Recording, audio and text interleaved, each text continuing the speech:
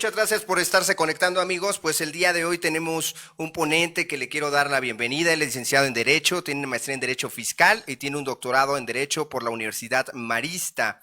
Bien, también tiene un doctorado, un honoris causa, título otorgado por el Claustro Nacional de Doctores Honoris Causa, AC.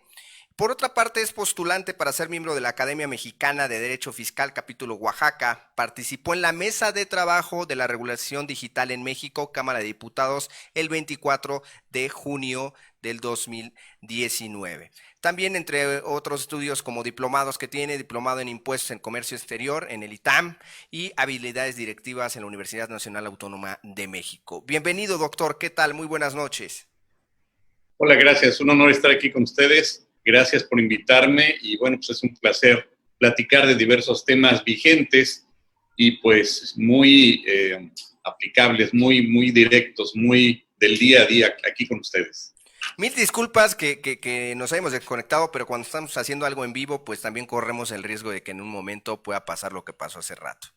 Bien, pues la reforma fiscal, en este caso también al Código Fiscal de la Federación en diciembre del 2019 que se plasmó y bueno, para el 2020 en vigor, hizo varios cambios dentro del Código Fiscal de la Federación, entre ellos, por ejemplo, el artículo 5A que habla sobre la razón de negocios. ¿Qué podría hablarnos, abrir el panorama, doctor, sobre razón de negocios que hace mención este artículo 5A del Código Fiscal de la Federación? Antes de continuar con este video, recuerda darle me gusta y suscribirte. De esta forma nosotros podemos crear más contenido. Gracias por tu atención. Bueno, pues antes que nada, gracias. La verdad es que esta reforma, como siempre hemos comentado, podríamos decir que fue muy ambiciosa y ha sido una de las reformas más importantes de los últimos 20 años. Incorpora y establece nuevas figuras jurídicas y evidentemente obedece a la necesidad imperiosa que tuvo la OCDE desde hace 8 años de requerir a nuestro país de adecuar la legislación a la nueva perspectiva de orden internacional con la finalidad de prevenir la defraudación fiscal, la evasión fiscal. Pero también hay que reconocer que el legislador pues, le incorporó situaciones muy diversas, novedosas, pero también tropicalizó esa propuesta de la OCDE y precisamente uno de los temas más importantes es el referente al artículo 5A, que se refiere precisamente a la razón de negocios, a través de la cual las autoridades fiscales, a través del uso o del ejercicio de las facultades de comprobación, van a poder verificar la razón de negocios del contribuyente. Esto es, verificar la sustancia jurídica y la sustancia económica de los actos jurídicos del contribuyente, viendo si tiene un beneficio económico razonablemente esperado y que con ello tenga un beneficio de carácter fiscal. Esto lo va a llevar a cabo, lo podrá ejercitar únicamente a través de las facultades de comprobación, pero es la primera vez que lo va a realizar en forma conjunta el SAT con la Secretaría de Hacienda, en forma colegiada, incluso antes de que termine la visita domiciliaria. Esto implica muchas situaciones novedosas, como el hecho de que la autoridad pues, va a calificar, como ya comentábamos, el aspecto jurídico de los actos jurídicos del contribuyente, incluso estableciendo más requisitos que las leyes en materia de derecho privado establecen. A guisa de ejemplo, podríamos señalar que únicamente el contrato de matrimonio y el contrato de compraventa de bienes inmuebles pues, requieren ciertas solemnidades para efecto de su validez a nivel de derecho privado, pero a nivel de los actos jurídicos desde el punto de vista fiscal, bajo esta reforma, pues la autoridad establece mayores requisitos para darle validez. Verbigracia, el caso de la fecha cierta de los actos jurídicos, es decir, que todas las operaciones que lleven a cabo o que celebren los contribuyentes tienen que estar ratificadas ante un fedatario público o certificadas ante un notario, un fedatario público. Y esto pues implica pues mayores elementos respecto a la materialidad de las operaciones. Ok, también dentro del mismo Código Fiscal de la Federación vimos algunos otros cambios como pueden ser la parte de la restricción de los sellos digitales. ¿Qué podría comentar al respecto? ¿Ya se prevía esta parte de restricción? ¿Fue nuevo? ¿Cuándo es la parte de la cancelación como tal del sello digital? ¿Cuáles fueron los cambios en el Código Fiscal de la Federación a partir de este 2020 en ese tema de sellos digitales? Bueno, este es todo un tema que trae de cabeza a los contribuyentes y es importante referirlo. Anteriormente lo regulaba el artículo 17H del Código Fiscal en su fracción décima y en ese entonces, es decir, hasta el 31 de diciembre, establecía alrededor de 63 causales de procedencia. ¿Por qué tantas? Porque el mismo artículo, más bien el 17H, nos remitía al 79, 81 y 83. Pero con motivo de las nuevas reformas, precisamente se crea un nuevo artículo, que es el 17H bis, que propiamente pues amplía más las facultades de la autoridad, nos vuelve a remitir al 79, 81 y 83 para quedar alrededor de 70 causales, a través de las cuales ya la autoridad efectivamente ya no cancela los sellos digitales, puesto que esta medida era impugnable a través del juicio de amparo indirecto, puesto que no se le daba el debido proceso al contribuyente, es decir, primero se le cancelaban los certificados de los sellos digitales y, si bien es cierto, tenía oportunidad de defenderse, pues ya para ese momento ya estaban cancelados los sellos, es decir, no se le daba vista. Se le da un matiz de derechos humanos, se le da un matiz de debido proceso y se crea o se establece una figura jurídica nueva de la restricción temporal. Sin embargo, a través de esta restricción podríamos decir que el efecto legal en cuanto a la restricción y la cancelación, pues en la práctica es lo mismo. ¿Por qué? Porque el contribuyente se ve acotado, limitado y no puede emitir comprobantes fiscales digitales hasta en tanto aclare si es que es viable la aclaración a través de un procedimiento administrativo en donde se le da vista vía buzón tributario y tendrá, dentro de un plazo que le otorga el mismo procedimiento administrativo, que también se regula a través de reglas de carácter general, el derecho a la posibilidad de desvirtuar el dicho de la autoridad. Y si lo logra desvirtuar, la autoridad podría habilitarle nuevamente ese tipo de sellos digitales.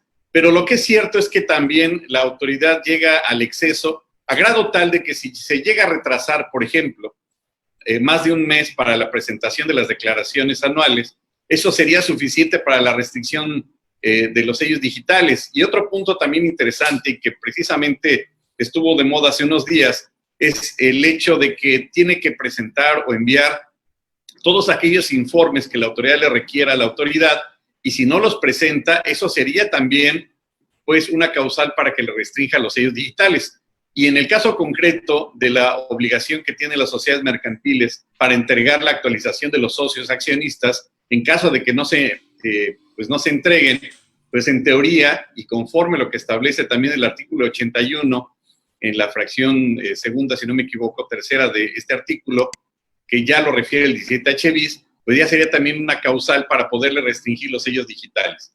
Sin embargo, valdría la pena señalar que el artículo 17H bis, aunque refiere esta obligación, que también la establece el artículo 27, apartado B, fracción sexta del Código Fiscal en cuanto a la obligación de actualizar los socios y accionistas de las personas morales, no contiene cláusula habilitante. ¿Qué quiere decir? Que todos los artículos de la ley, concretamente en la materia fiscal, cuando nos remitan a una regla de carácter general, tienen que señalarlo expresamente. Y precisamente ni el 17H bis ni el 27 apartado E, fracción sexta del Código Fiscal, hacen referencia de regla de carácter general. ¿Qué quiere decir? Que ahí hay otro vicio de fondo. Es decir, que si a la autoridad considerare necesario restringirle los sellos digitales al contribuyente porque no actualizó esa información y se fundamenta precisamente en la regla 2.914, que es en donde deriva todo esto, pues sería ilegal, puesto que no existe lo que se le conoce como cláusula habilitante, que es lo que ha establecido bajo jurisprudencia la Suprema Corte de Justicia. Es lo que pasó en su momento con el comprobante fiscal digital en ese 29A, con esa cláusula habilitante que, bueno, bien, te pide otra serie, en este caso complemento de pagos, etcétera. ¿Podría ser similar? Sí, aquí el detalle es que todas las leyes que regulan lo que concretamente en materia fiscal nos remiten una regla de carácter general, tiene que señalarse ex profeso que en esa regla se va a regular la aplicación de esa norma. Pero si la regla de carácter general regula la aplicación de un procedimiento, de una norma fiscal, pero la ley como tal no lo refiere, pues sería ilegal la aplicación de estas reglas. Y bueno, con ello estamos señalando que en general, pues la autoridad estableció muchos requisitos para efecto de poder considerar la cancelación, perdón, la restricción temporal de los sellos digitales. Sin embargo, podríamos anticiparnos a señalar que hubo un pequeño gran detalle en donde la autoridad olvidó lo elemental. Si bien es cierto, se crean, como ya dijimos de un principio, nuevos elementos, nuevos sujetos jurídicos, nuevos conceptos en esta reforma estructural, yo llamaría, del Código Fiscal. Tristemente, para la autoridad y afortunadamente para el contribuyente, pues la autoridad omitió un pequeño gran detalle. ¿Cuál? Actualizar el reglamento interior del SAT, ya que, por ejemplo, en el reglamento interior, a guisa de ejemplo, señalaríamos que no se contiene o no refiere al tema de la recaracterización, no refiere tampoco a las facultades de la autoridad para reunirse con la Secretaría de Hacienda y Crédito Público. Y en lo que concierne a la restricción temporal de sellos digitales, pues únicamente regula la restricción de los sellos digitales, pero literalmente no habla el reglamento interior del SAT de una restricción temporal de certificados de sellos digitales. Y atendiendo a la interpretación que establece el artículo 16 respecto del principio de legalidad, pues todas las facultades y competencias de las autoridades administrativas tienen que estar expresamente establecidas en un ordenamiento legal y no interpretadas por mayoría de razón o por cualquier otro tipo de metodología.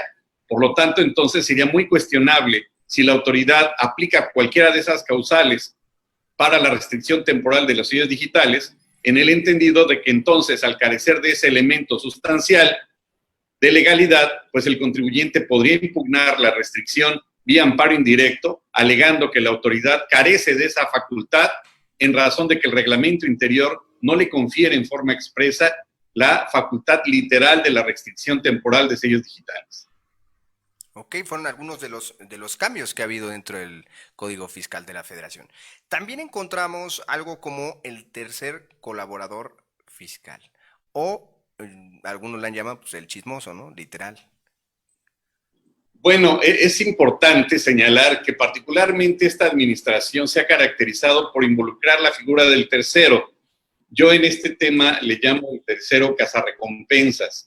Hay que recordar que en los Estados Unidos o en el sistema jurídico norteamericano sí existe la figura tal cual de cazarrecompensas, es parte del sistema jurídico norteamericano, en otro escenario, por supuesto, en materia penal y demás, pero en nuestro pues raquítico sistema, la autoridad ha intentado o ha pretendido involucrar la figura del tercero, incluso en materia fiscal y en materia civil. Podríamos poner dos ejemplos esenciales. Uno, el de la Ley Nacional de Extinción de Dominio, a través del cual cualquier tercera persona puede darle aviso al Ministerio Público en presumir de que un tercero está cometiendo cualquiera de los delitos que establece el artículo 21 constitucional y con ello iniciar la acción de extinción de dominio, o sea, por la simple denuncia de un tercero que aporte, entre comillas, elementos a la autoridad.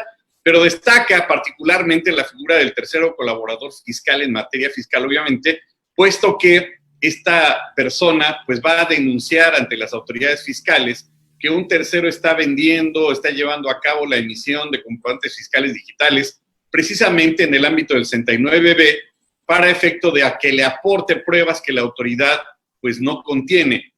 Hay que aclarar que la autoridad pues tiene casi toda la información del contribuyente, es decir, tiene los comprobantes fiscales digitales, tiene sus declaraciones, puede tener los estados de cuenta del contribuyente, pero hace una referencia muy breve sobre qué es información, siempre y cuando se trate de información obtenida de forma lícita. La autoridad no le cuestiona si obtuvo o no en forma lícita esa información. Únicamente va a obtener esa información y con ello presumiblemente podría iniciar facultades de comprobación o el mismo procedimiento de 69B o en su caso incluso abrir una carpeta de investigación por este delito de pues presunción de operaciones inexistentes y pues con base en la información que un tercero cualquiera le pueda proporcionar a la autoridad. Ahora bien, el contribuyente, el particular, pudiera pues reclamar, independientemente de que haya incurrido o no en esa circunstancia, podría reclamarle a la autoridad el hecho de, pues, quién es la persona que llevó a cabo esa denuncia. Sin embargo, esa información es de carácter confidencial. La autoridad no se la podría dar al contribuyente. En ese sentido, entonces, el particular podría promover amparo indirecto para solicitarle a la autoridad pues que le entregue los datos de la información de quién es ese tercero. y con ello poderlo denunciar. Sin embargo, esto podría dar pie a cuestiones de extorsión, a cuestiones de hackers que se puedan meter en las computadoras y obtener la información de la contabilidad del contribuyente. Yo creo que esto abre un espectro terrible, puesto que da la posibilidad a que cualquier tercero pueda proporcionar la información a la autoridad, lícita o no, pero para efecto de perjudicar a otra persona. Claro, pero realmente ¿existirá este tercero colaborador fiscal? O más bien es una figura eh, para asustar hasta cierto punto al contribuyente.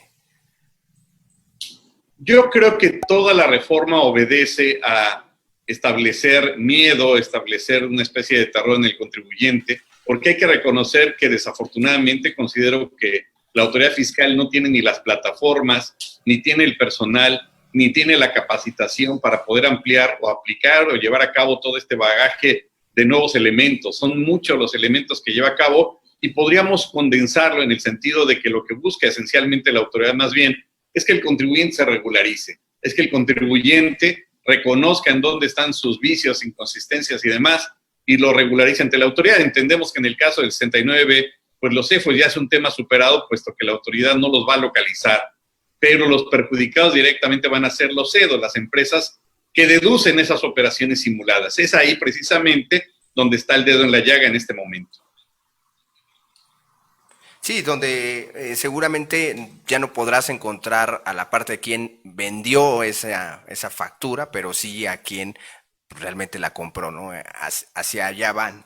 Por otra parte, ¿qué otros cambios en el Código Fiscal de la Federación en este 2020 también sucedieron y que afectan directamente al contribuyente?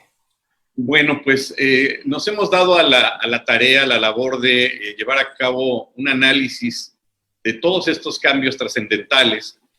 Tuvimos la oportunidad de terminar un libro al respecto, se llama Análisis y consideraciones jurídicas de las reformas fiscales al Código Fiscal, que desde ahorita pues les comento que ya va a estar a la venta próximamente, y ahí precisamente es donde señalamos algunos de estos puntos. Uno de ellos, contestando a su pregunta, es el tema muy delicado de la famosa georreferenciación.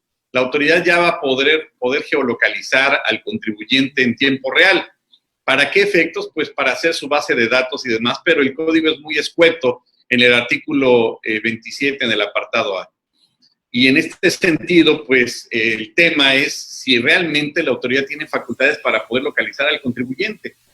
¿Realmente la autoridad puede localizar o tiene la anuencia, la aprobación de utilizar esos datos particulares del contribuyente para poderlos utilizar para localizarlo? No. Violenta, por supuesto, también lo dispuesto por el artículo 16, porque resulta que dentro de los requisitos para darse de alta del artículo 27, establece que tiene que señalar un teléfono, pero las reglas de carácter general que regulan ese procedimiento para darse de alta en el RFC sí establecen que requiere un móvil, es decir, un teléfono celular, y con ello entonces, pues las reglas van más allá de lo que establece el Código Fiscal, y con ello entonces se da pauta a que la autoridad, pues con esa información de carácter o de orden electrónico, indebidamente, diría yo, incluso por vía satelital, como lo establece el mismo artículo 27, pueda localizar al contribuyente. Esto es algo inusitado, esto es una situación delicada, ¿no? Casi de película de Will Smith, o sea, literal debes impuestos y te voy siguiendo a donde estás. Yo creo que no le da la información como tal al contribuyente para qué fines, pero lo que es cierto es que estaría utilizando sin el consentimiento del contribuyente información confidencial. ¿Para qué fines? Bueno, solamente ella lo sabrá, pero efectivamente señala que va a utilizar mecanismos o plataformas incluso de carácter satelital. Vean a qué nivel pues llega este famoso terrorismo. Esto ya parece película de Hollywood, literal, doctor. Como dicen, la realidad supera la ficción, ¿no? Claro, por supuesto. Voy aquí a leer algunos comentarios de las redes sociales que nos hacen, por ejemplo, Roberto Cornejo dice saludos, saludos Roberto, gracias por conectarte. Janet nos dice, hola, esperamos que puedan solucionar esto, es el colmo que ahora hasta cualquier gente sin más reclame derechos. ¿Qué opinan sobre eso? Bueno, lo estábamos platicando el doctor que me mencionó hoy, es tan fácil que alguien diga, oye, eso me pertenece y entonces vamos a entrar en la parte de la disputa y sobre todo en la parte de redes sociales, etcétera. Es un rollo que no está como tal legislado, ¿no? Por aquí Vero Rodríguez nos dice, hola contador, buenas tardes, Veros, ¿qué tal? Francisco Borja, saludos, nos vemos, Francisco, allá en el diplomado de impuestos que vamos a iniciar. Gaby Pacheco nos manda saludos. Eliseo Aguilar, maestro Eliseo Aguilar, le manda saludos al doctor Juan Raúl López Villa. Se los damos. Bien, por aquí, Maggie Rojas dice, hola, Jiménez Rocío, Francisco Borja dice, el artículo 5A del Código Fiscal de la Federación, ¿se puede interpretar que tenemos que materializar los actos o transacciones de una empresa? Yo consideraría, contestando a la pregunta, ¿me recuerdas el nombre, por favor? De Francisco Borja, bravo. Francisco Borja. Francisco, yo creo que es muy buena referencia a la que señalas. Yo creo que el 5A viene a reforzar todo el tema referente a la materialidad de las operaciones e implica la necesidad imperiosa que las empresas particularmente pues establezcan un sistema de prevención para anticiparse a los actos de la autoridad, porque entendemos que estos actos se llevan a cabo a través de las facultades de comprobación. Quiere decir que desde el momento en que se celebren los contratos, casi al otro día, estarlos ratificando ante notario público o estarlos certificando, sería más práctico la certificación. Y un punto aquí viene a colación, y perdón que ahonde en este tema, en el sentido de que desde 2006 ya la Suprema Corte de Justicia de la Nación ya hablaba de esta obligación de la fecha cierta. Es decir, si bien es cierto, entró en vigor a partir del 1 de enero, ya desde 2006 la Corte ya regulaba a través de jurisprudencia que está vigente la necesidad y la obligación de que los contribuyentes tendrían que tener fecha cierta en las operaciones. Es decir, esta reforma únicamente ratifica y confirma una situación que ya había pues establecido de alguna forma la Suprema Corte de Justicia. Y efectivamente tiene que ver con la cuestión de la materialidad, puesto que ahora por este lado la autoridad pues ya va a cuestionar la legalidad o la validez de los actos jurídicos del contribuyente, lo cual sí es discutible y podría decir la autoridad, bueno, es desde el punto de vista fiscal, pero entonces si no los valida, la autoridad entonces no tomará en consideración ninguno de los actos jurídicos que ha llevado a cabo el contribuyente. ¿Por qué? Pues por no darle ese matiz o esa formalidad jurídica para efectos de la materialidad, efectivamente en términos del artículo 5A del Código Fiscal. Ok, perfecto. Pues ahí está Francisco. Una pregunta, doctor, que ahorita me surge. Fecha cierta. ¿Todos los contratos habría que llevarlos ante notario público? El tema es que tiene que ser notario público o fedatario público. Es decir, si son actos de comercio, tendría que ser ante un fedatario público, un corredor. El punto, de alguna manera, visto bajo otra perspectiva, digamos que de cierta forma la autoridad tiene razón en función de la experiencia que ha tenido con muchos contribuyentes. Es decir, no bastaría con entregarle un contrato de mutuo con interés y garantía si la autoridad dijera, bueno, ¿cómo sé yo que no lo hiciste hace media hora? ¿No? Claro. Como dijera, pues lo pones ahí el sol 10 horas y mira, ya es un contrato viejito y ya cumple con los requisitos. La verdad es que en ese sentido la autoridad requiere, aunque no lo refiere este punto, el Código Fiscal lo complementa a lo que establece la Corte, la cuestión de la fecha cierta. Y con ello, pues, se le da mayor peso o mayor formalidad, pues, a la materialidad de las operaciones, de entre todo lo demás que implica la famosa materialidad, ¿no? En el caso de un contrato de mutuo, pues, habría que exhibir los pagos en las fechas acordadas, habría que acreditar la transferencia de la misma, y aquí en lo que refiere, hasta qué punto entonces voy a poder contactar a la otra parte para que ratifique la firma, pues no va a querer. Sin embargo, se puede certificar esa operación ante notario público en cualquier momento, siempre y cuando sea antes del ejercicio de las facultades de comprobación. Ok. Voy a seguir un poco con las preguntas por aquí. Dice Juan Carlos Barrón, hola, buenas noches. Buenas noches, Juan Carlos. Esteban nos manda saludos.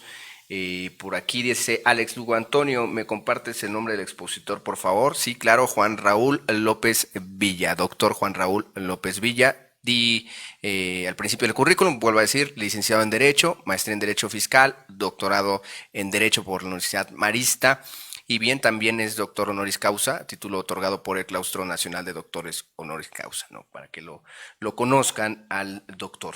Bien, por aquí nos dice Alejandra, bueno, Edos nos manda aplausos, ¿no?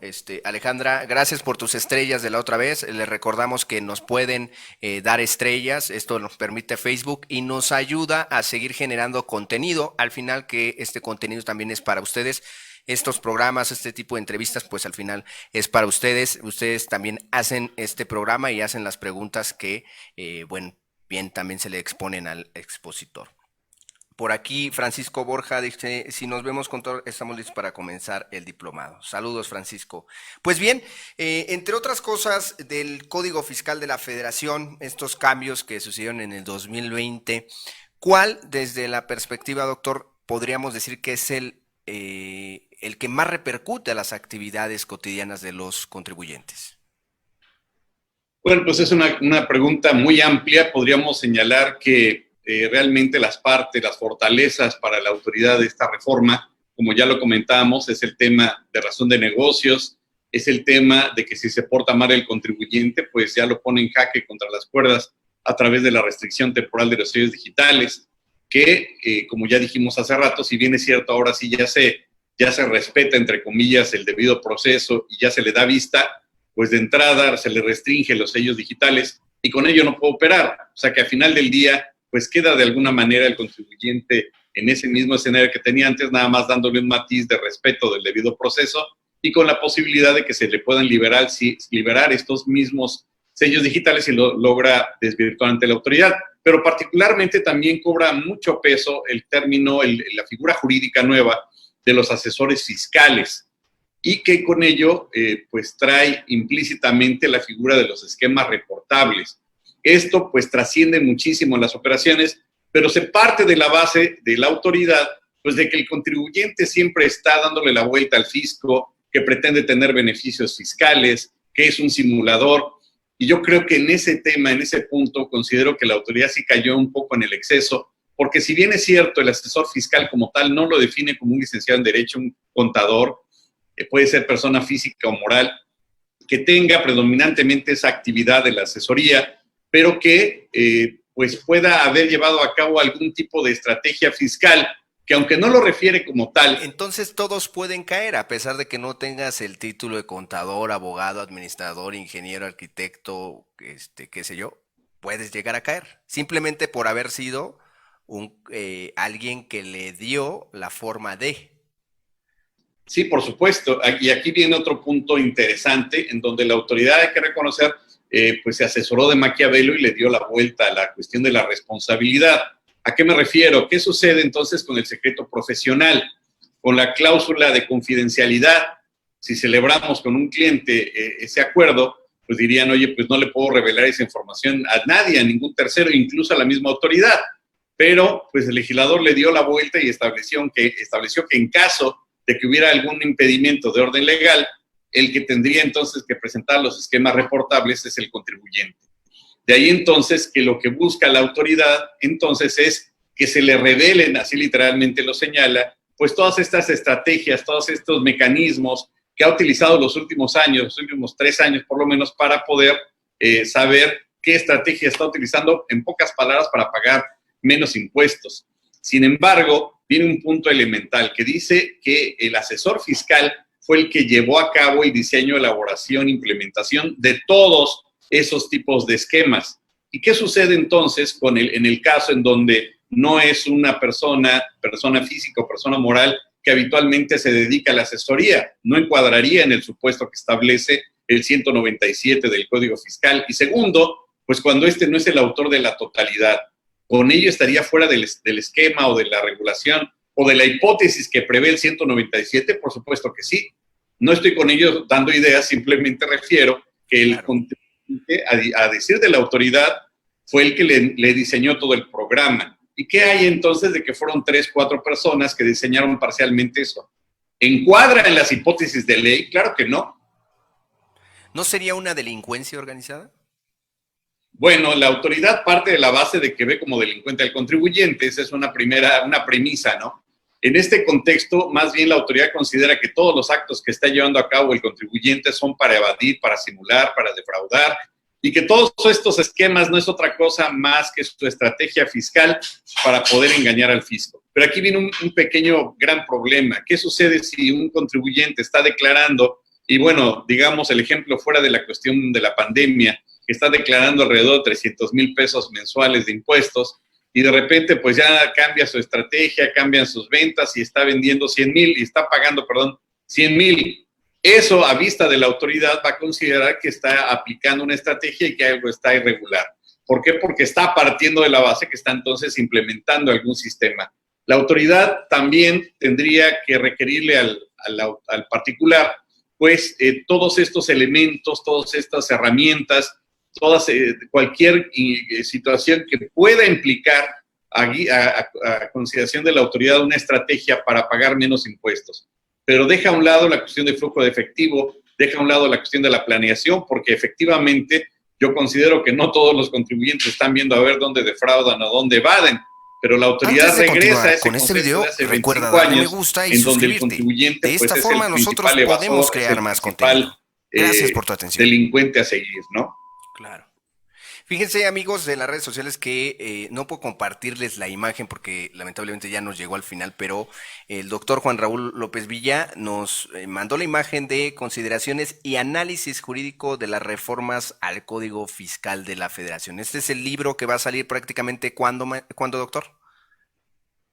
Pues estamos a marchas forzadas con la editorial, está por salir yo creo que entre un mes y mes y medio por parte de Flores Editores. Hemos tenido la oportunidad de escribir algunos libros con él, entre ellos uno de defensa fiscal. Y pues bueno, está por salir. Esperemos que en un mes ya podamos tenerlo a la venta, incluso en forma digital. ¿Un mes prácticamente, doctor? Bueno, en un mes y medio, la verdad es que aquí la editorial está... No, yo le digo para que me mande el mío, porque de una vez se lo voy a apartar. Sí, claro. ¿Dónde depositamos? ¿Verdad? Sí, este trabajo fue una obsesión para analizar a fondo, apoyándonos principalmente también en los criterios de la Corte y del Tribunal Federal de Justicia Administrativa, viendo cuáles son los efectos y también pues, desde una perspectiva constitucional hasta dónde la autoridad también puede caer en cuestiones incluso de arbitrariedad, como ya lo comentamos hace rato. Claro. Consideraciones y análisis jurídico de las reformas al Código Fiscal de la Federación, nuevo libro del doctor Juan Raúl López Villa. Pues bien, amigos, también les mandamos por aquí saludos a Don Camilo, que nos ve desde allá, desde Colombia, desde Bogotá. Saludos a GDC Global, que gracias por también vernos allá en este país, que a veces hemos compartido algunas interacciones entre GDC Global y Census Capacitaciones. Agradecemos. Y bien, vamos a leer algunos mensajes por aquí que nos están mandando. Nos dice Esteban Elizalde: ¿le convendrá a la autoridad no encontrar a los EFOS? Bueno, pues la autoridad establece, bueno, es un tema amplísimo, hemos dado cursos sobre la cuestión del 69 y déjenles comento que realmente el procedimiento para que la autoridad proceda en contra de los EFOS, incluso ya en cuestión penal, pues es muy largo, porque recordarán que se lleva a cabo la primera publicación, le dan 15 días para que manifieste lo que su derecho convenga, la autoridad tiene 5 meses para resolver, emite la determinación, y con ello, pues ya hasta ese momento, entonces ya es oficialmente una persona que simuló operaciones. Pero ya para ese momento, pues el EFO pues ya está ilocalizable.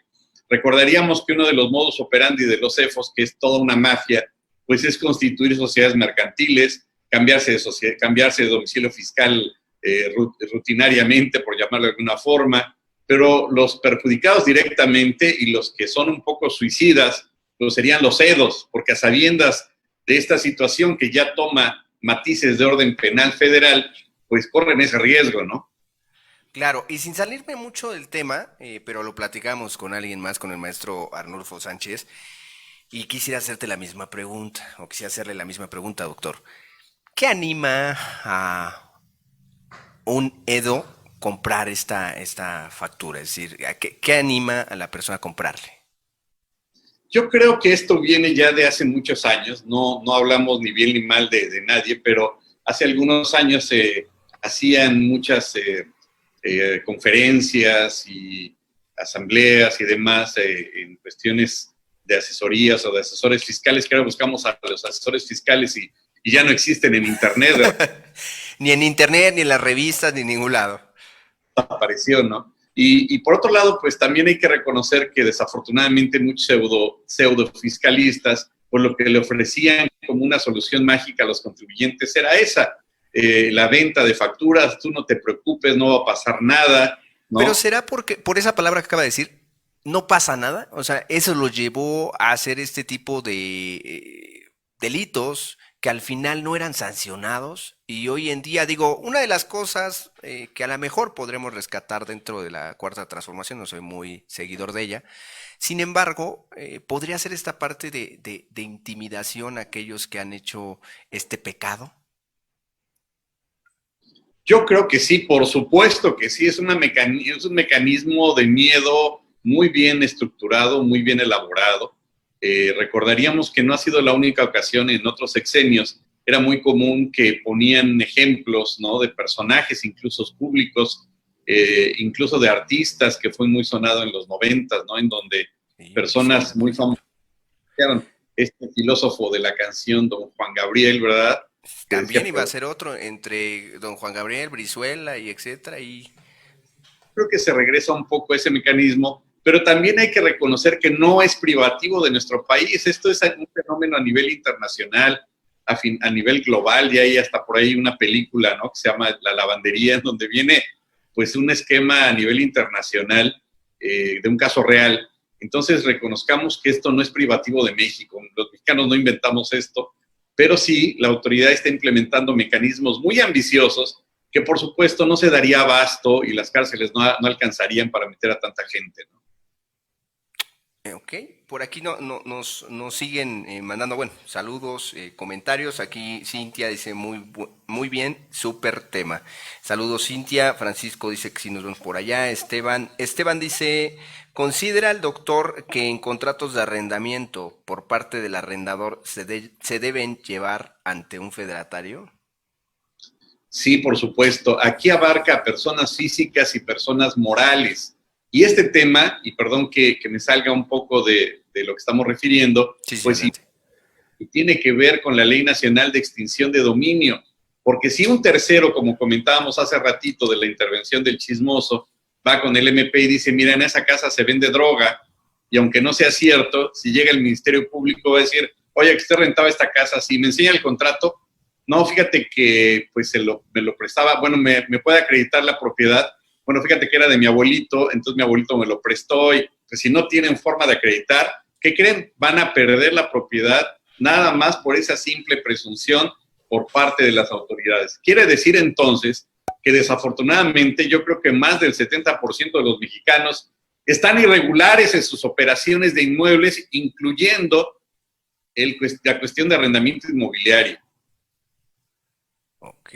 ¿Qué tan peligroso es entonces no tener un contrato, la certeza jurídica, en el caso de algún tipo de evento, como el que acaba de decir, algún tipo de hecho o de actividad que se lleve dentro del lugar, ¿no? Y podríamos poner un ejemplo muy práctico que yo creo todos hemos caído en ese escenario cuando compramos un carro. ¿Qué es lo que se maneja regularmente? La carta responsiva, se transfiere el dinero o nos pagan con un cheque y todos felices. ¿Y quién da un CFDI? No, La pues prácticamente nadie. verdad, nadie. ¿Y qué es eso? Pues una omisión por una mala costumbre, un mal hábito, en donde la gente no tiene ese conocimiento y eso que está implicando, pues que esté dando vista a la autoridad de otro tipo de escenarios que no sean ciertos, pero esa es una mala práctica que existe en la realidad. Y contestando a la pregunta, pues sí, en todos los casos de contratos de arrendamiento, por supuesto que es necesario celebrarlo, ratificarlo o simplemente certificarlo ante notario público. Ok, Cristina por aquí nos dice desde Campeche. Cristina, un saludo allá para Campeche. Ahorita, ¿dónde está doctor usted? Tuve la necesidad de hacer un viaje de negocios aquí en Cancún para ver un cliente. Pero ahorita está allá. Ahorita estamos en Cancún, normalmente estamos en la Ciudad de México, y bueno, pues con toda la protección, la careta y todo, estuvimos en el avión, que por cierto es uno de los lugares más delicados Sí, para que puedas contraerlo, ¿no? y caray, sí hay que tener mucho cuidado. Pero bueno, con la careta y todas las protecciones, ahí estuvimos. Una ciudad tan turística como lo es Cancún, ahorita, ¿cómo está? Pues el avión estaba lleno, pues pareciera una operación un día normal, pero es una de las ciudades desafortunadamente más contaminadas, particularmente por el tipo de turismo, ¿no? De turismo que llega de Europa y que desafortunadamente pues no hubo una medida de cuarentena, de nada por el estilo, ni de restricción de nada. Entonces, pues sí, le ha pegado mucho a esta ciudad, aunque tengo entendido que ya varios negocios, restaurantes y demás han tomado estas medidas de la nueva normalidad y muchos hoteles ya están volviendo a abrir nuevamente. Que es un tema, la otra vez te escuchaba con este tema de la nueva normalidad, es todo un tema, el cómo vamos a regresar, qué nos van a pedir, etcétera, ¿no? Sí, caray, bueno, aquí el tema es que particularmente en la Ciudad de México hay otra normatividad a nivel además de la que hay a nivel federal. Y bueno, aquí el punto es que varias autoridades comulgan o coinciden en que pueden revisar si el particular, perdón, está cumpliendo con estos requisitos. Y si no los cumple, bueno, vienen sanciones, multas, etcétera, ¿no? Claro, por supuesto. Vamos a los comentarios que aquí en redes sociales nos dice por aquí Julio Constantino, maestro Julio Constantino, manda saludos a nosotros, a Census Capacitación y al doctor Juan Raúl López Villa también, el maestro Julio Constantino, que le mandamos también un saludo. Imelda por aquí dice, ¿qué tipo de contrato se debe celebrar si adquirí capacitación para ventas para mi empresa a lo largo de todo el año? Bueno, pues puedes celebrar un solo contrato y con ese contrato de capacitación, pues serviría precisamente para establecer todas las fechas que en un ejercicio fiscal van a llevar a cabo en la capacitación. Pueden determinar que en los meses de enero, en los meses tal, se va a llevar a cabo. No es necesario celebrar un solo contrato, por supuesto. Y hay que ratificarlo inmediatamente que se lleva a cabo, o en su caso, como le hemos dicho, certificarlo. Y ojo, en ambos sentidos hay jurisprudencia de la Corte que es válida la ratificación de firmas ante notario o fedatario o la certificación del contrato. Por aquí también Jones nos dice muy interesante, saludos. Teresa Martínez nos manda también saludos hacen su capacitación. Por aquí Diego Serna nos dice, en el tenor de que las reformas sean para que el contribuyente se ponga en orden y castigar a los EFOS y EDOS, me causa curiosidad. En un análisis sobre en qué sector existiría la mayor parte de esta mala práctica, sector público o privado. Yo creo que es en ambos lados. No podríamos tildar o tachar de que solamente se da en X sector. Lo que sí podríamos decir es que nos dio una cátedra maravillosa de lo que no se debe de hacer, pues el exgobernador de Veracruz, en donde pues prácticamente la gran mayoría de todas las operaciones que llevó a cabo pues eran con empresas fantasma. Desgraciadamente esa práctica o mala práctica o costumbre, como le llamen, pues también sigue permeando al día de hoy, ¿no? También es corrupción poner una persona que no es capaz en un puesto. También es corrupción, pues el llevar a cabo, continuar con ese tipo de simulaciones. Es un tema muy delicado, pero yo consideraría que no podríamos tildar o tachar de que se da más en el ámbito privado o público. Yo creo que ambos comulgan en eso y desafortunadamente también hay que decirles una práctica desde hace muchos años que pues afortunadamente de alguna forma la autoridad puso ahí el reflector a partir de 2016, si no me equivoco, en 2018 se reforma el 69B, pero pues esto implica que haya una mayor fiscalización en ese tipo de actos y que el contribuyente pues ya no minimice ese tipo de operaciones en donde diga, pues no va a pasar nada, tú no te preocupes, cuántas facturas requieres, porque por otro lado, ni son fantasmas, ni son simulaciones, ¿no? Porque las empresas como tal tuvieron que ir al SAT para darse de alta, ¿no? Alguien claro, me existen. que cuando van al SAT y se dan de alta es gente de escasos recursos que está manejando una constructora. Bueno, ¿quién está mal? Entonces ahí, ¿no? Ahí nada más lo dejo en la mesa. Sí, claro, es fantasioso, ¿no? Que una persona con esos recursos llegue y arme una empresa de millones de pesos, ¿no? Por aquí por dice supuesto. Esteban, ¿qué pasa si en un inmueble comercial puedo acreditar la propiedad, pero en el inmueble realizan una actividad ilegal? Ok, ese riesgo siempre lo va a tener el mismo arrendador de que se pueda cometer algún tipo de acto ilícito o que se venda droga y demás.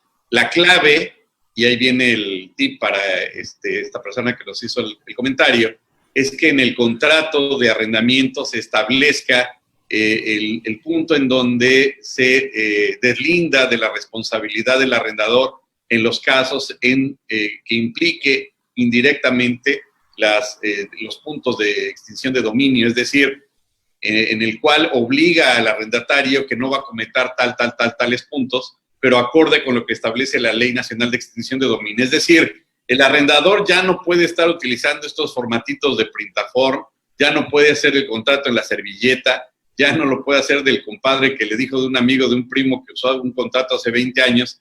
Tienen que actualizarlo a las nuevas necesidades y a las nuevas regulaciones, particularmente pues para evitar cualquier tipo de circunstancia que nadie quede exento en el tema de extinción de dominio, ¿no? Porque se renta a un tercero y este tercero resulta que venía de no sé qué país y empezaba a vender talco, un polvo blanco y lo vincula también al arrendador, es complicado. Además de que un punto elemental, obviamente, es tener regularizado todos los inmuebles cuando pues una persona haya fallecido sin dejar ningún testamento, por ejemplo. Claro.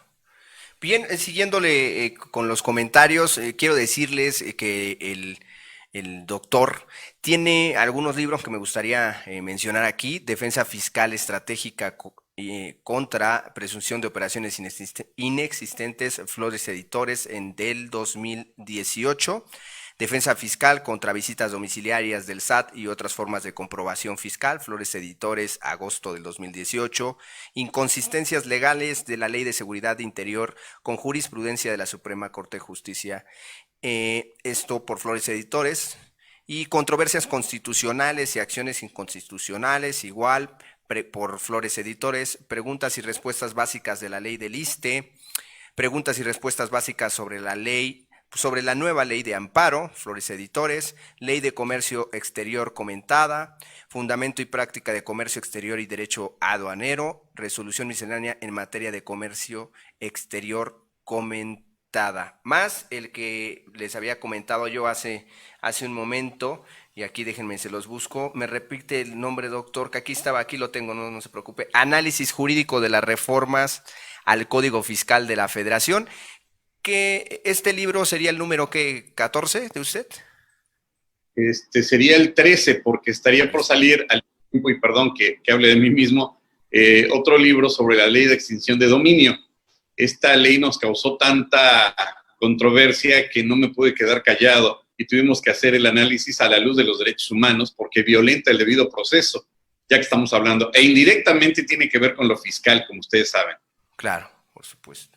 Bien, amigos, pues mientras ustedes sigan haciendo una pregunta, dice aquí Mario César, de 10 facturas, 7 son del gobierno de sus 3 niveles, 2 por partidos políticos y 1 por empresario. Bueno, pues no, nadie lleva como el conteo como tal, pero de cada lado hay que hablar, ¿no? Dice aquí Diego Serna, me agradó el comentario de que poner a alguien que no cumpla el perfil para llevar a cabo sus funciones también es simulación. En este ejemplo, quien juega como EFO y quien como EDO. Bueno, ahí el comentario era respecto a que todo esto deriva de la corrupción en cuanto a los casos en donde el Estado, pues, digamos más en otras administraciones, presumiblemente se prestaba a ese juego de simular operaciones, pero también con empresas privadas, porque la empresa como tal, pues ya estaba constituida, tenía los FDIs, pero el domicilio, pues era un domicilio vacío, ¿no? Ya cuando lo localizaban. Yo creo que en este contexto, pues, este tipo de EFOS, pues quedaron ahí calladitos, ¿no? Y yo no supe dónde quedaron todas estas empresas que este señor Duarte contrató. Eso quedó así como que para el olvido, no sé. Eso es un tema interesante. Habría que asignárselo a Sherlock Holmes a ver qué es lo que encuentra. Y muchas víboras y tepocatas, como decía Fox, se podrían encontrar por ahí. Sí, los mexicanos todo olvidamos. Con el paso del tiempo Siempre creo que todo en algún momento se olvida y bien, pues vienen nuevas aguas y hay que navegar entre ellas, ¿no? Por aquí, Vero Rodríguez dice, ¿quién hace esos contratos? ¿Solo los notarios? No, no es cuestión del notario haga el contrato, lo tiene que hacer. En este caso, ¿quién lo tendría que hacer, doctor? Bueno, aquí lo tendrían que hacer los particulares. El notario, pues quizá lo podría hacer, pero esa no es su función. El notario da fe de hechos factos y hechos que se presenten ante su fe, pero la labor del notario no es elaborar los contratos. La labor del notario es pues llevar a cabo la ratificación de esos documentos o de las personas que estén presentes ratificando su firma como tal, ¿no? Un punto que olvidé señalar, que omití señalar, es que una de las sanciones que van directamente contra los asesores fiscales es hasta por 20 millones de pesos. 20 millones de pesos, lo cual está pues desmesurada, está, bueno, no sé qué calificativo le quedaría, pero está fuera de lugar completamente, ¿no? Fíjese que están haciendo muchas preguntas sobre contratos. Quisiera yo invitarlo próximamente también a hablar sobre la parte de contratos. Sería un excelente tema también para todas aquellas personas que están preguntando en este momento. Por aquí, José Alberto Mejía Lázaro dice, buenas noches. Si se da servicio de transporte de entrega a una empresa, pero ya se venció el contrato con ellos y aún no lo han actualizado, ¿tendría algún problema seguir trabajando así? Siguen Sí, claro. dando CFDIs cada mes de la empresa. Gracias, excelente conferencia. Qué bueno que lo refieren. Todo esto, toda esta reforma, digamos que es estructural. Tiene el contribuyente que acreditar el aspecto de derecho privado y tiene que darle la solemnidad o la formalidad en materia fiscal. Es decir, en primera instancia, como comentábamos en un principio, por ejemplo, si yo le vendo un vehículo, el Código Civil Federal dice, se entiende celebrada la compraventa aunque no esté entregada la cosa, es decir, el vehículo, ni satisfecho el precio. Le digo, le vendo mi carro en 200,000 pesos, ¿está de acuerdo? Sí, aquí están las llaves, ya está celebrada la compraventa, ya. ¿Se requiere alguna otra solemnidad? No. ¿Se requiere alguna formalidad? No. Pero para efectos fiscales sí, porque de lo contrario puede prestarse en un punto exagerado lavado de dinero, cualquier otro tipo de situación, porque no hubo CFDI, porque hubo transferencia y porque evidentemente a la luz de la ley del impuesto sobre la renta y código fiscal, pues cualquier ingreso se tiene que acreditar con un CFDI. ¿Sí me explico? En ese contexto, entonces, pues se le tiene que dar la formalidad a todos los actos jurídicos. Si ya se venció, entonces, pues hay un tema irregular, que si bien es cierto es de buena fe, que si bien es cierto la otra parte podría estar hasta de testigo que efectivamente se llevó a cabo esa operación, la medida o la forma a través de la cual se acredita esa operación como es, pues a través del contrato respectivo, y no basta con el mismo, como hemos señalado, sino tiene que estar ratificado por los puntos que habíamos señalado. Oye, pero para efectos de derecho privado no se requiere que se ratifique ni que se certifique, no, pero hay que tenerlo listo por si cualquier cosa la autoridad ejercita sus facultades de comprobación. ¿Y qué le voy a decir? Mira, te lo juro por Diosito, por el osito Bimbo que sí tenía el contrato. Pues no, la autoridad no me va a creer, tengo que tener los documentos y de hecho tendrían que estar ratificados antes del ejercicio de las facultades de comprobación, equiparable, por decirlo de alguna forma, al pago espontáneo, es decir, antes de que tú me supervises, me verifiques, me audites, me fiscalices, yo ya tengo el contrato debidamente certificado ante notario público o ante corredor público. Claro, siempre, sobre todo la certeza jurídica, ¿no? Dice aquí Esteban Elizalde, ¿tendrán algunas cláusulas en contratos de arrendamiento sobre la extinción de dominio? Bueno, de hecho sería implementar las cláusulas, pero yo creo adecuar pues ya todo, propiamente todo el contrato, porque en esto puede haber implicaciones de cualquier tipo de naturaleza y sí se podría establecer un contrato, como decía un colega, un contrato contra balas, un contrato bien armado, pero estableciendo, como bien apuntan, una cláusula referente pues al tema en donde el arrendador, el dueño, pues se exime de esa responsabilidad, puesto que plasmó anticipadamente los casos en los que si el arrendatario incurre en tal supuesto, pues el arrendador pues tendrá la posibilidad de rescindir anticipadamente. También hay que partir de la base que el arrendador está rentando, valga la redundancia, de buena fe, y con ello pues no se va a meter a la casa, oiga, vengo a ver si no está vendiendo droga, déjame entrar a su cuarto. No me va a permitir hacer eso, por supuesto. Entonces, en ese contexto, pues sí tiene o parte de esa base el arrendador, pero si no tiene elementos a través de los cuales anticipadamente en su momento puede exhibírselos al MP, pues sí va a estar contra las cuerdas el arrendador porque está usando un contrato printaform de hace 30 años, que eso y nada le sirve para nada, perdón la palabra, la expresión. Pues bien, estamos llegando prácticamente a nuestra recta final, amigos.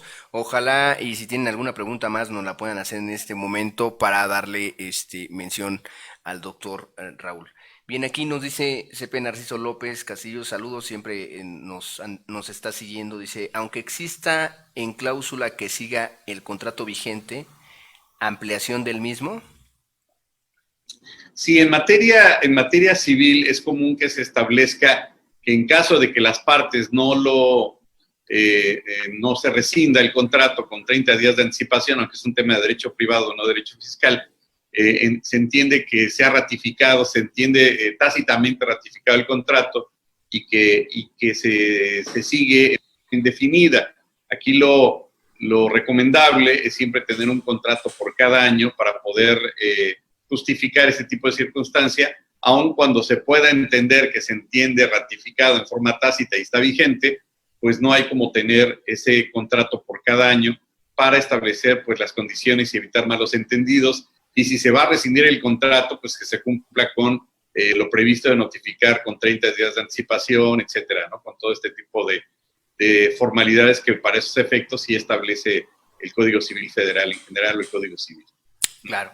Por aquí nos dice Vero Rodríguez, ¿se puede solicitar entonces por un abogado por desconocer las cláusulas requeridas? Bueno, aquí tendría el encargado, no el encargado, más bien el indicado, tendría que ser un abogado civilista que elabore este contrato y presumimos pues que los colegas deben de estar ad hoc, informados o actualizados con este tipo de circunstancias, de prever en el contrato de arrendamiento cualquier tipo de riesgo para el arrendador de que pueda caer en algún tipo de circunstancia que lo ponga en riesgo en el entendido de que pues, pueda traer como una consecuencia indirecta la aplicación de esta ley que comentábamos que es muy desventajosa y los puede poner en jaque si no prevén este tipo de escenarios. No estoy diciendo o no estoy augurando que les vaya a llamar ni mucho menos, sino al contrario, que sean previsores y que elaboren un contrato con pues todos los puntos previamente establecidos para no caer en ningún tipo de riesgo de responsabilidad, porque puede ser que el arrendatario ya se fue, ya hace días que ya no está, pero el arrendador pues no estableció en el contrato ninguna de esas cláusulas en donde se exenta o se evade de esa responsabilidad, estableciendo precisamente los puntos que establecen en forma concreta la forma en la cual, a través de la cual va a darle la vuelta, digamos, a la cuestión de la responsabilidad de que esta ley de extinción de dominio, pues está en el riesgo latente de que pueda vincularlo por responsabilidad al arrendador. Además, como ya hemos señalado, pues que los inmuebles, antes que cualquier otra cosa, estén debidamente regularizados. Es decir, que la persona que esté rentando, pues sí sea el dueño, que tenga facultades, que no haya quedado intestado el inmueble y así lo están rentando. Bueno, sería terrible eso, ¿no? Claro, aunque sí se llega a dar, estamos de acuerdo.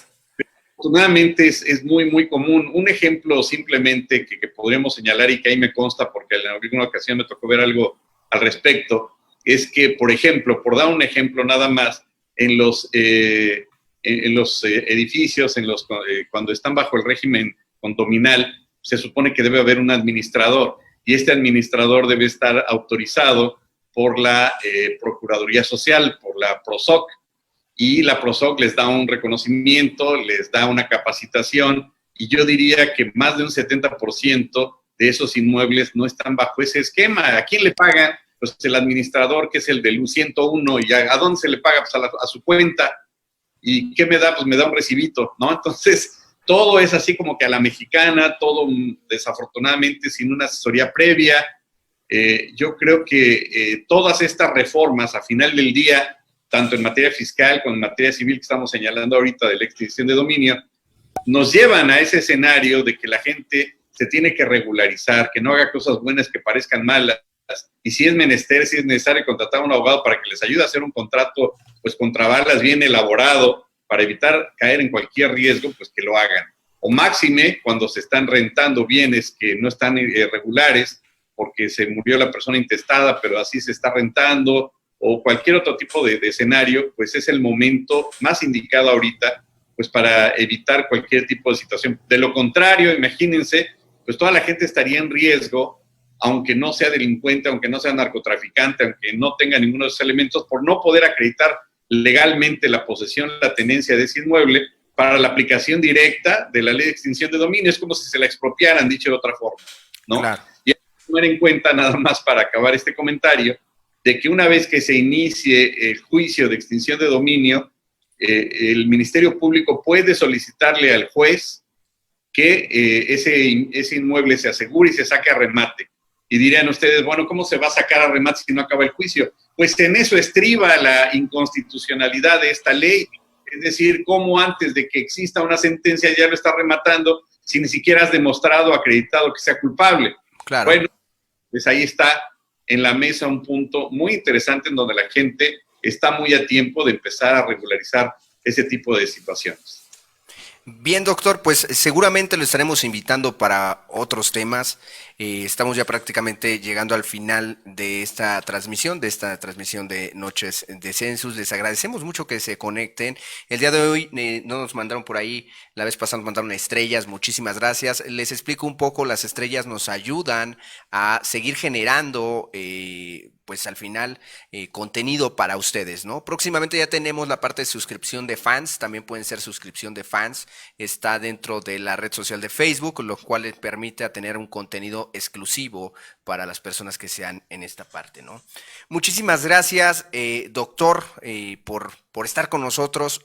Unos últimas líneas, últimos comentarios que quisiera abordar, recordarles, y antes de seguir con esto, recordarles que el doctor, bueno, pues tiene varios libros, ¿no? Es autor de muchísimos libros, pero esta versión que está hoy en día, que va a salir dentro de un mes prácticamente, que es Consideraciones y análisis jurídico de las reformas al Código Fiscal de la Federación.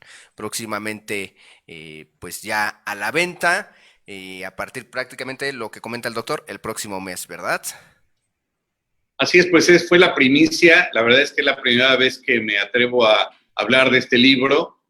Ya tenemos hasta la portada que ya se les enviamos. Se está trabajando, ha sido una labor muy intensa de estudiar constantemente, particularmente las reformas que trascienden y que pueden poner en jaque al contribuyente, pero también considerando los riesgos de la arbitrariedad en donde la autoridad incurre o puede incurrir en cuestiones de violaciones flagrantes a derechos fundamentales, a derechos humanos y en el aspecto de la convencionalidad.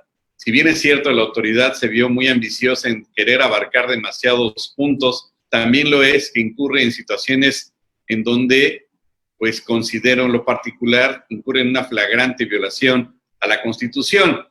Y con ello, independientemente de los pecados o no que tenga el contribuyente, pues considero que esa ley tendría que adecuarse, que modificarse, incluso el mismo reglamento interior del SAT, pues para hablar de un punto de legalidad. Pero en tanto no lo haga, pues ponemos a su disposición esta nueva obra que nos ha costado muchos desvelos, mucho análisis, mucho estudio, mucho café por las madrugadas para poder desmenuzar, como dijeran los chefs, estos temas, pero ponérselos a la mesa para, pues, compartir el conocimiento y hacerlo de una forma más entendible, más asequible, y si se puede decir, pues facilitarles el conocimiento para seguir aprendiendo de estos temas tan intensos y tan interesantes en estos días.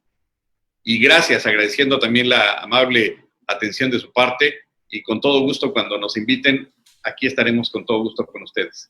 Enhorabuena, gracias, doctor, enhorabuena y gracias por hacer esta parte de la primicia del libro con nosotros, de dar este libro, que seguramente tendremos aquí, amigos, seguramente estaremos dando algún presente para quien nos esté en nuestras transmisiones, como siempre, siempre que tenemos a alguien que bien trae o presenta una nueva obra, pues este es el lugar para que también lo puedan mencionar y con base en ello, pues también puedan las personas que nos ven pues en algún momento obtenerla. Y estamos seguros que próximamente que esté, doctor, pues nos mandará unos ejemplares para que obviamente desde esta casa capacitadora también hagamos lo propio de distribución.